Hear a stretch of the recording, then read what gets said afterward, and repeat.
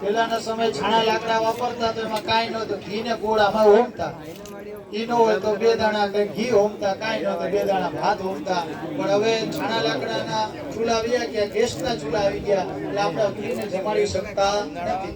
તો આ નિમિત્તે નવે નવ જોડીને સાંભળતો સોમવારના દિવસે શિવ મંદિર આજુબાજુમાં હોય ને જવાનું, અને ઘી શિવ મંદિરને ધરી દેવો યથાશક્તિ દક્ષિણા, એટલે સંકલ્પમાંથી પાપમાંથી તમે મુક્ત થઈ જાઓ. ઘી અને ચોખા અને યથાશક્તિ દક્ષિણા શિવ મંદિરે સોમવારના દિવસે ધરવાનું. એના પછી પેલું સ્થાપન જે કર્યું ગણપતિ બાપાનું, એના પછી માતૃકાનું, સુરાપુરામાં પ્રપાળતા હતા, વાસ્તુ દેવતા, કુળદેવી, નવગ્રહ અને રુદ્ર આપણા સ્થાના.